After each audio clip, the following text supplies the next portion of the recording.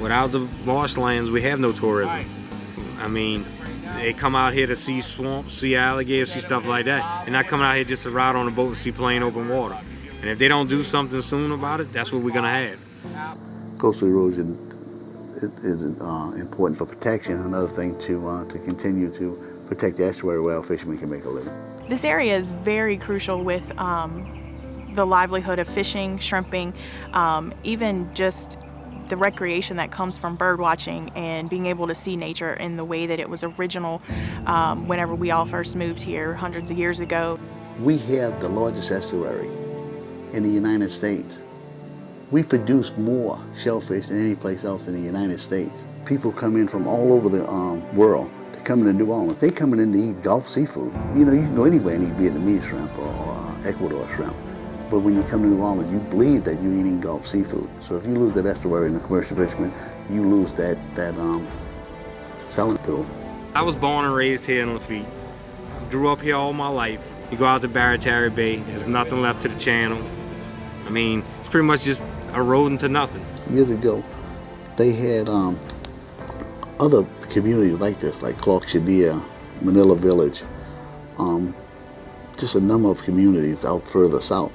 And those communities were lost. And then you know, that's why we want to work so hard. We don't want Lafitte, Barataria, Crown Point to be the next three. And then, you know, you'd have water pounding on the doggone levees of the West Bank in New Orleans. And a lot of times we forget that the city of New Orleans or Metairie is a coastal community because we're protected with these levees and it seems like an urban area that we really are near the coast, and we are all ground zero for the hurricanes and the tropical storms that come through our coast. You know, Lafitte was here prior to the forming of our country. This is the back door to New Orleans. You know, the pirates used it many years ago to enter the city from the rear.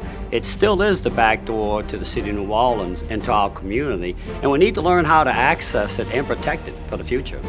I mean, it's sad. My kid will never get to see what I saw. I lost. That's the heritage that we had that they'll never get to see. My fight is for existence. I mean, we're fighting to live. And so being able to create this pipeline that brings in sediment that would have originally come in on its own over hundreds of years and build back in a natural way is a really innovative way to create land and create protection. The Mississippi River is the ground zero for restoring the marshlands of South Louisiana. Phase one of the sediment pipeline is incredible, okay? It goes from the Mississippi River to the Barataria waterway. We're pumping it from a sand pit right from the Mississippi River right to where it has to go today. The first half of the sediment pipeline was started in January of 2015 and has created miles of land that is now growing back marsh already. So in less than a year, we're seeing marsh and green grass in areas that was open water. We're rebuilding marsh in a berm that is a football field wide by 14 miles long. And every mile that is built today protects us today from tidal surge as well as hurricane winds. So one of the first visits that we made to the land bridge site, many of the elected officials from the area visited the site, and it was one of those experiences that's very similar to walking on the moon. We went out there with the CPRA, the parish officials, Plaquemines parish officials, and planted the flag. You know, we were reclaiming not only marshland and this berm for the state of Louisiana and Jefferson Parish, we were reclaiming this land for America. It's amazing. It's amazing. It's amazing because you're fighting all these battles, man, and you look at that and you know that that is going to slow the water down a whole lot. And that's going to protect a whole lot of wetlands. You're experiencing new land being built in an area that, in a lot of ways, you feel like certain people have given up on this area and said we can never build back the coast of Louisiana. You see the impact today. And that's what's most important. You've got sand and sediment built up about 5 feet above the surface of the water, and we were able to walk on it. There were tractors there, so it's a really strong surface. What you're currently looking at is marshland that was rebuilt. This was not here prior, and this project is building it right before your very eyes. We've had more greenery and more green growth than we've had in years. Part of this is slowing down the saltwater intrusion that is coming into the area. You know, one day we may be trapping fur again.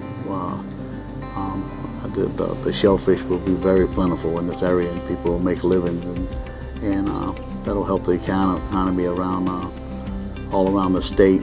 And in some of this video, you'll be looking at marsh that was already destroyed over the years by saltwater intrusion, by erosion, by hurricanes. And you can see the difference of what is being built today compared to how it was before. So we're not just spending excess money on dirt from somewhere else, we're using what's coming through our own waters. And so being able to connect the Mississippi and the marsh kind of in this way that they were originally connected is not just innovative, but exciting. You know, it's just a start, but it's a start in the right direction. We have a lot more to do, but at least something's being done, and you feel like, you know, there's some type of future.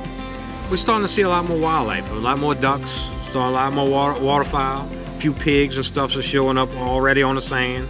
I mean, soon you're gonna start seeing deers and stuff as soon as the vegetation starts to grow. Well, it's important that people realize that this can be done.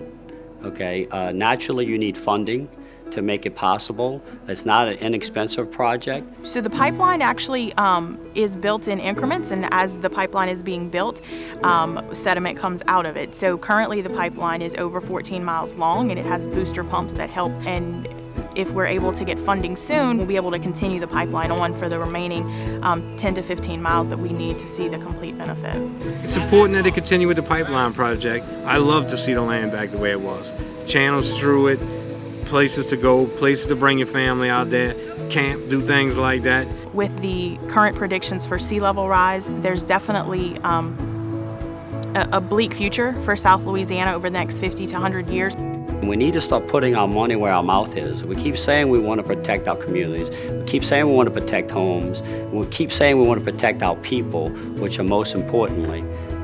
Then we need to do this to protect our community. I'm very fortunate that we are reshaping this world by adding more land like we do around Bayou DuPont that will be from one end of this coast to the next. And it may change the landscape that will benefit our kids for generations and generations to come. This is the crown jewel of the state. We just need to make sure we protect it so it's here for the future. This is America's wetlands, and America's watching what we do here.